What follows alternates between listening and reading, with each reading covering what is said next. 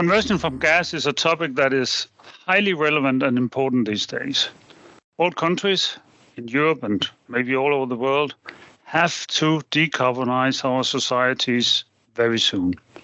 Heat is an important factor in this decarbonization process, as we are responsible for maybe 40% of the energy consumed in Europe. And here we have solutions for the decarbonization, and it's simply district heating. So we need to be successful in the conversion away from natural gas to district heating. This is what this podcast is about. So, welcome to Danish Board of District Heating's District Heating podcast. In this series of podcasts, we invite experts from the industry to highlight important and current development in our industry. The goal is to share knowledge, to inspire, and maybe also to provoke a bit, to give insights. This is the DBDH District Heating podcast, and I'm Morten Jordt Duedahl. In Germany, all municipalities will soon have to make energy and heat plans. In the Netherlands, they will stop their own production of natural gas within a few years. Both England and Scotland implement planning laws, subsidies, and much more to drive this development. So we are all in the same boat. We have to get rid of natural gas and find other solutions. And when I say same boat, I mean we are all in the same boat, no matter if you're Danish, German, or Chinese. We also have the situation between Ukraine and Russia, and this has, of course, pushed this agenda even further. We will dwell a little bit on that also in this podcast. With me today, I have two colleagues who are working with converting more parts of their city from gas to district heating. First, we have Jens Andersen, who's managing director in Naestved District Heating. Hi, Jens. And then we have Jesper Moeller-Larsen, also managing director, among other things, for district heating in Aalborg, a somewhat larger city. Welcome to both of you. Thank you. Thank you. Today we will touch on different topics with a strong focus on how we actually go about this task. We will discuss customer contact. I understand there is some activities among your customers or potential customers these days. We will talk about investment, bottlenecks, ownerships, and also, do we have the manpower and what about prices? And in the end, I'll ask both Jesper and Jens what they find is the most important thing to do to make a successful conversion from natural gas to district heating. We need to understand a little bit about your cities and what your district heating systems look like, and also a little bit about the gas conversions you are undertaking. What is your ambitions? What is the numbers? And so on. Maybe Jens, you will start out telling a little bit about district heating in Næstved. Yes, and thank you for the invitation today here at the podcast. Welcome. Yes, my name is Jens Andersen, and I'm general manager of district heating in company in Næstved. Næstved is a city located 80 kilometers south of Copenhagen. There's a population for 43,000 people. So, and my company is a non-profit owned by the customers company, and I have approximately 6,000 customers, and the yearly production is about 250,000 megawatt hours, and the production is about 98% is waste incineration plant, and 2% is gas boilers, natural gas. So, and the whole system we have about 200 kilometers pipelines, and the heating area is approximately 2 million square meters. So I think that was some highlights of my company and a short introduction to my company here. Thank you very much. Let me have two more numbers. How many in your plans? How houses, dwellings, square meters, whatever, do you plan to convert within the next 5 years or whatever your time plan is from gas to green district heating? We are expanding our district heating area right now. We are in the year 2 of this plan we are, and it goes in 5 years. So we think we will be finished in 24.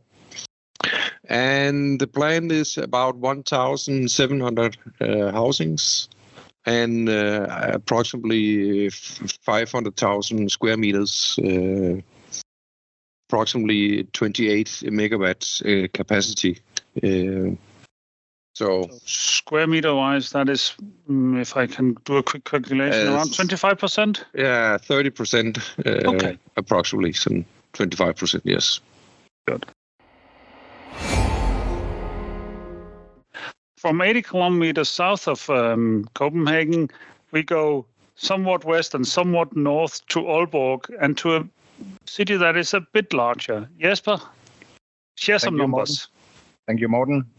Yes, that's right. I'm the general manager of the district heating company in Aalborg. Aalborg is, we call it the capital of the northern Jutland. We are a somewhat smaller city than Copenhagen, but still we are approaching about 250,000 inhabitants. 250,000 inhabitants. We are a multi-utility company serving both district heating, also cooling, also gas for the city.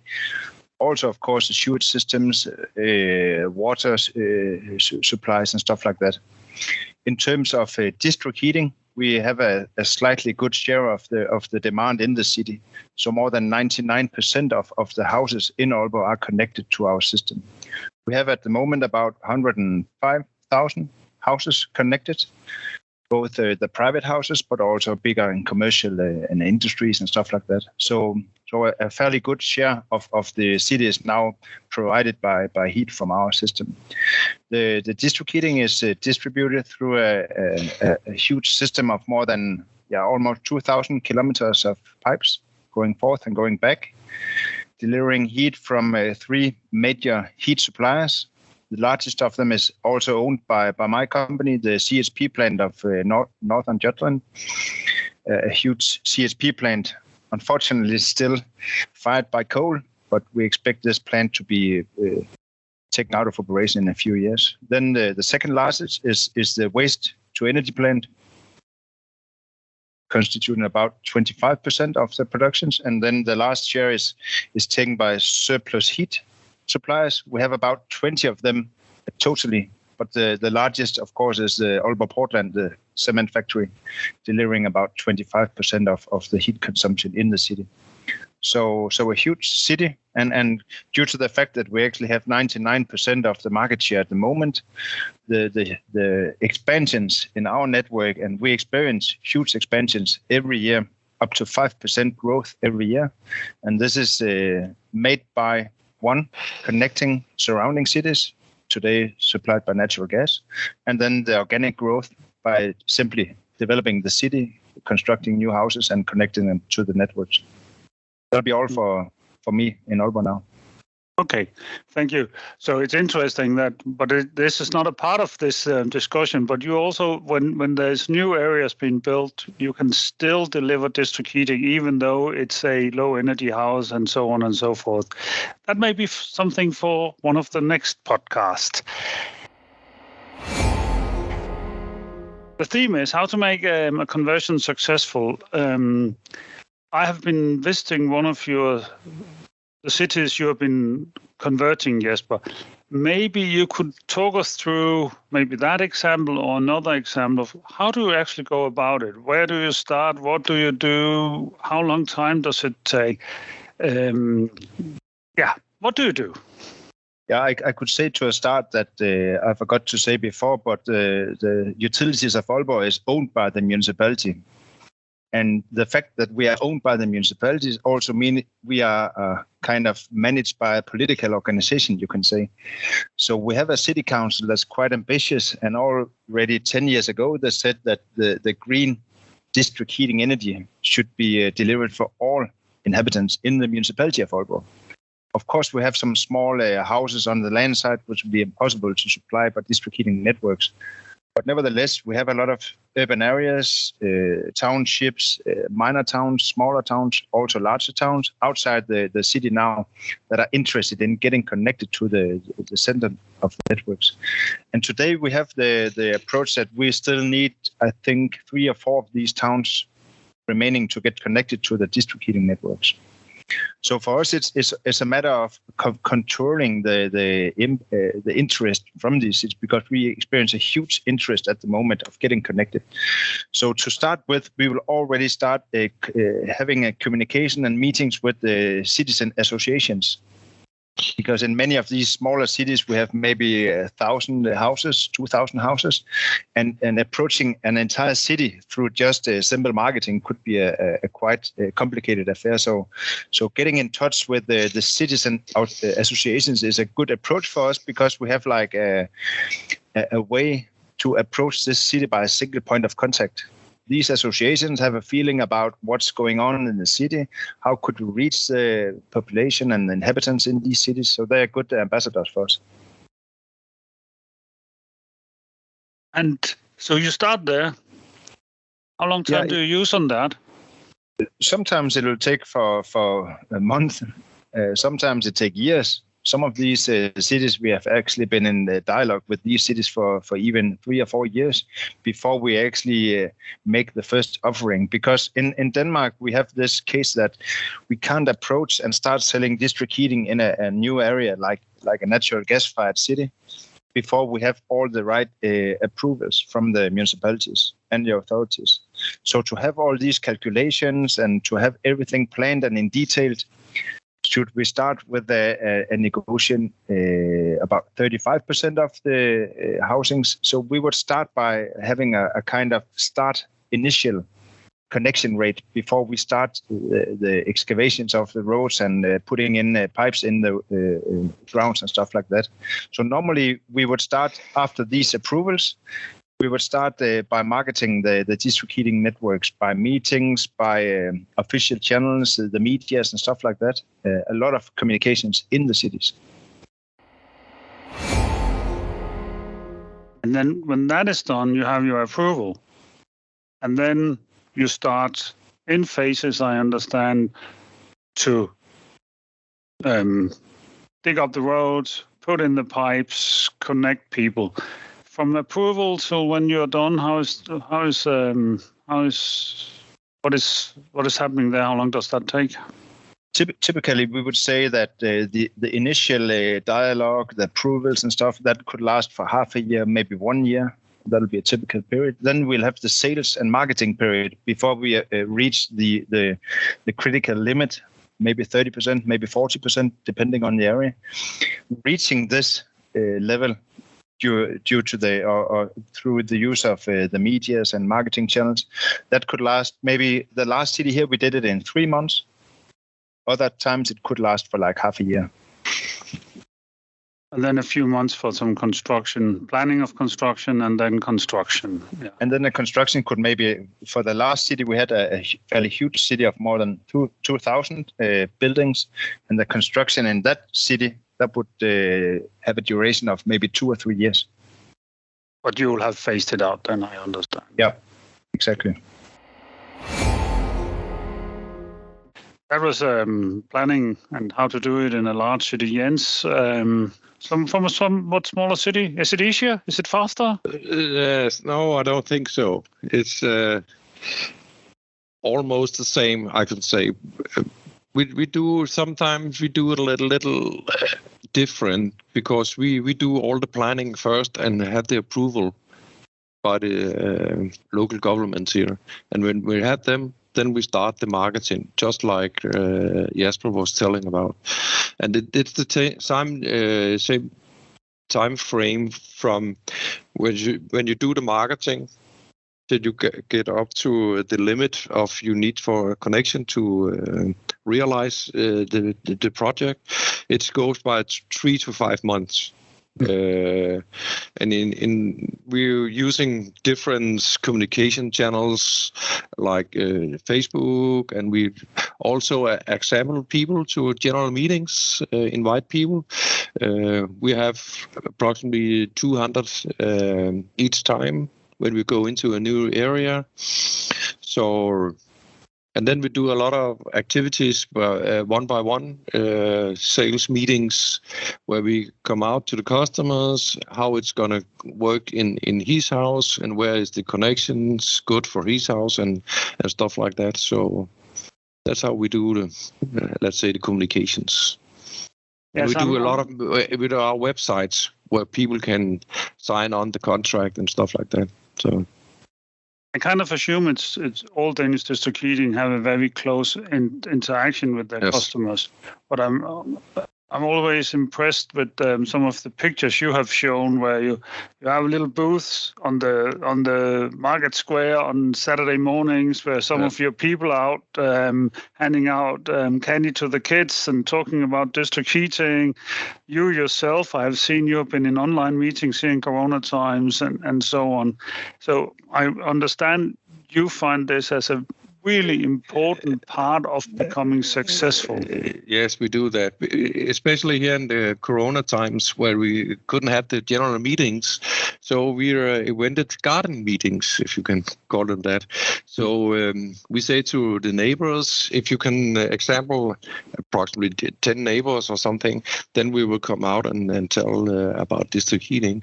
And that was very successful in that period where we couldn't example a lot of people. So we use that, and we also do a lot of let's say, celebrations when we are the first customer is connected to the district heating, and then we invite all the other people in the area to come and see how it's actually looked like in the house, and customers can tell what is the experience with the district heating and how is the experience with us as a supplier for energy.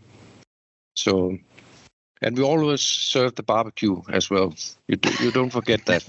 Don't forget to have candy for the kids and barbecued sausages for the beer for the adults. Yeah, that's right, and that is probably also important. What I would like to say, and you can just confirm it maybe, is that is a sales process, because you can't force anyone to connect to your system. You have to go out and tell them this is a great idea and the price is good and it's green and it's all the good stuff. And if I was your customer and I got tired of district heating, I assume I could leave again. Yes, you can do that. I think this about in 1 or 6 months you can disconnect for the our system and install my own system. Not that I will do it, because we already invested a lot. So, but we are not forced to stay connected with your system. No. Now we're talking about that. Even though this is absolutely not a international political podcast, but a district heating podcast, I think I'll jump a little bit into the situation here. We are in March 2022. The Ukrainian-Russian conflict has been on for 2 weeks or something like that. How does that conflict affect you? Jesper, you told me the other day that there are a lot of reactions, maybe both from customers, but also maybe from the municipality and others. What is happening? Yeah, well, it's a really sad reason for us to talk about the situation with the conversion and the energy situation. But due to the fact that Ukraine and Russia is a center of gas, for instance, it's really essential that we start talking about it. I should mention that when we had the first energy crisis in Europe, the 70s, the first and the second crisis, it was, of course, due to issues about the oil supplies from the Middle East. And this, to many, looks like a little bit the same, that we're having an energy crisis because of some supplies from a part of the world that we not quite do agree with. So we are a part of a political organization that actually have some standpoints concerning the use of Russian coal, Russian gas, and stuff like that. So one part of me and my organizations are really considering the use of energy and the what do you call it, where we are buying and supplying this energy from. The second part for me that's really important here is that we have a lot of political consumers. I call them political consumers because you all know that when you have a lot of inhabitants agreeing or disagreeing with a certain political stake, you have the power being a consumer in what you choose. And at the moment, we have a huge part of the consumers contacting us at the moment because they want to get rid of Russian gas used for heating purposes in the houses. And we still have in our municipality more than 2,000 houses heated by natural gas. You can't even say that they are from Russian gas, but you could also say that the Russian gas is a part of the gas supply. But you could definitely say that the prices on natural gas have risen tremendously the last few months. Just yesterday, we had in our prices a rise of more than 50%. So a lot of these consumers acting in the municipality of Aalborg are contacting us at the moment.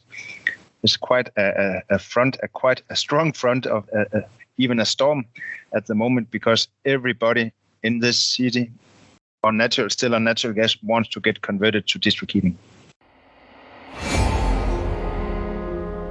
Interesting, because it's a political consumer. Yes. And I guess you have some of the same, Jens. Yes. But what about the price? Suddenly we talk about fuel poverty. People can't afford to heat their home. Yes, it's not a problem with you because you're not dependent on gas prices, but what do you see? We can see it's a very sad reason why we have to discuss this and the pricing of gas. But we can see, as we already know, that the gas pricing is going very, very high right now. So we have a lot of people who's calling us. In Næstved, we have about 65% of the heat load in Næstved. So we also have over 4,000 buildings who are on natural gas today, individual natural gas. So we have a lot of calls every day. We have actually yesterday talked about we have to close our telephones because we couldn't do our work here. So people are very concerned about the pricing and also the political situation we have here. So a lot of demand on district heating we are experiencing right now. Yes. It is a sad situation, and we have to touch on it. It's a great uncertainty for our industry right now. Some of your colleagues who are very dependent on natural gas have had to increase prices a lot because that's the situation. You may not have had that problem to the same degree, but then people are still in gas areas connecting. Let's jump back to another thing that is maybe also related to how successful it will be to make this conversion from natural gas to district heating. And here I talk about district heating is not just a company in itself with no connections to the rest of the society.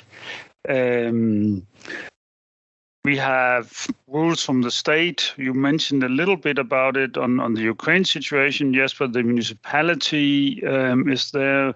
We integrate with the electricity company, and we integrate definitely with the gas company because we are taking their customers away from them. I would like a few comments on what you see around your kind of organization and all these things. Then later we can talk about the lack of skills and we can talk about prices. But where are we on this part with the gas conversation, with connection to municipalities and so on? I can maybe say a little bit because if I understand your question right, Morten, but the issue of us being a political organization owned by the municipality is not quite different from the situation that Jens is representing a consumer-owned association, because we have more or less the same regulations. We have this non-profit organization and the non-profit legislation behind our companies, meaning that even though we are commercial, we haven't got the what do you call it? It's still voluntary to be a customer at our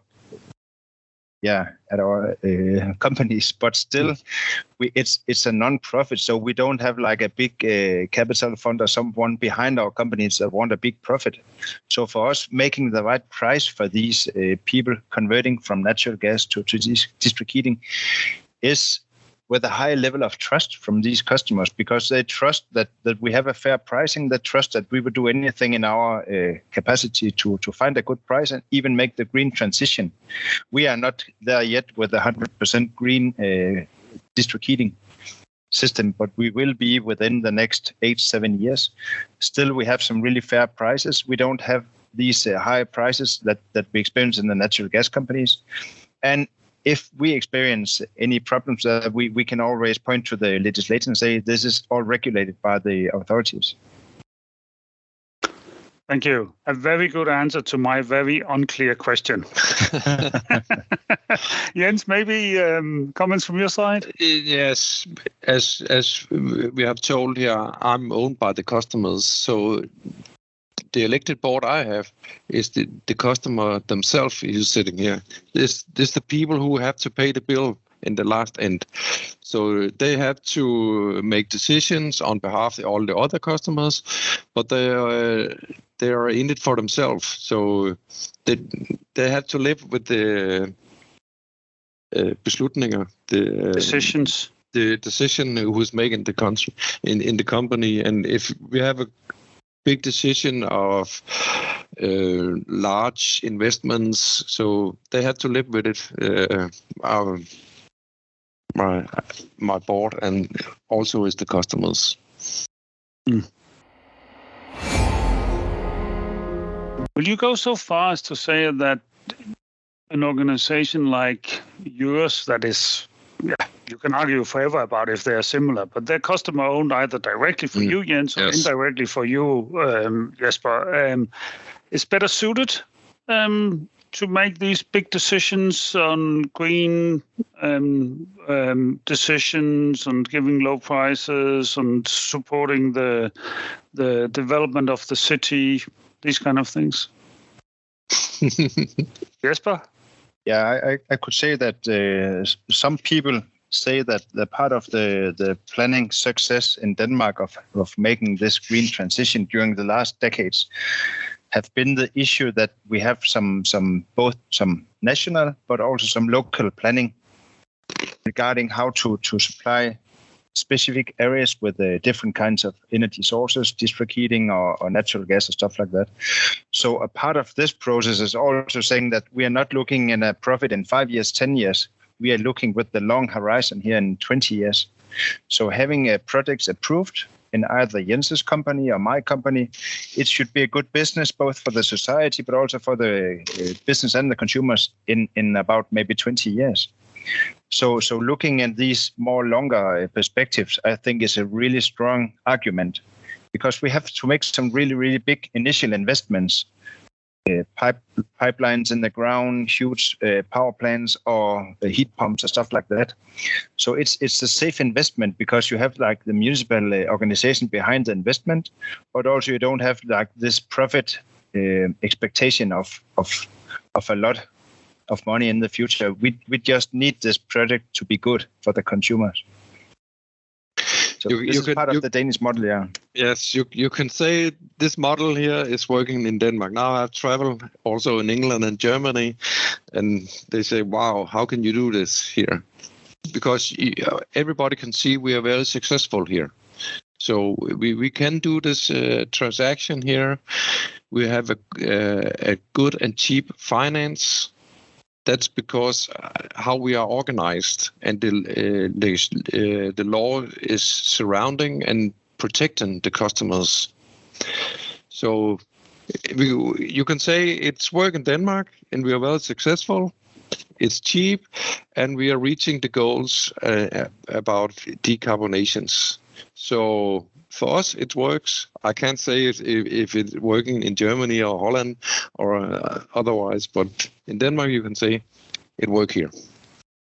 And we're really fond of it, I will say. It's make a lot of trust. We have a lot of trust from our customers when they are trusting us our energy supplies for them. So they can see I can be elected to the board. I have influence on the company.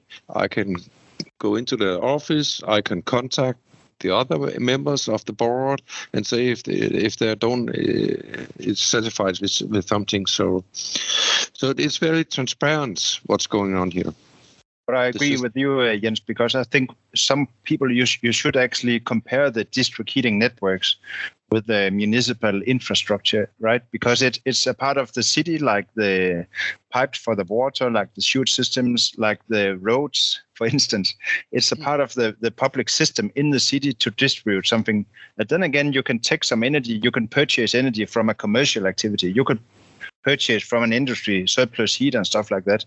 You can even have these smaller companies and surplus heat industries have a little marginal profit on selling heat for us. But distributing the heat and serving the customers are public, either owned by the municipality or the consumers and corporations and stuff like that. But it's really essential that you have the long-term planning and you don't look at the profits for the next 3 years. Yeah. Good. Thank you. So that, again, we always come back to some of these discussions, but that is also a part of being successful in converting from gas to district heating. That is a very clear understanding of your business modeling. If I should summarize, planning is key. I heard you say that, and both of you say that planning is really, really the key. Then a lot of customer interaction to make sure that all the customers that could benefit from your offer actually gets to it. And then I hear the business modeling, but also the fact that you are a company that have, and I think it's a key word you mentioned, Jens, trust is really, really important. And that you set the goals and you help the city in supporting their green transition. That's some of the things that I believe in here. Never mind that we have heard Jens say, this is successful in Denmark, and look at it, it has been successful.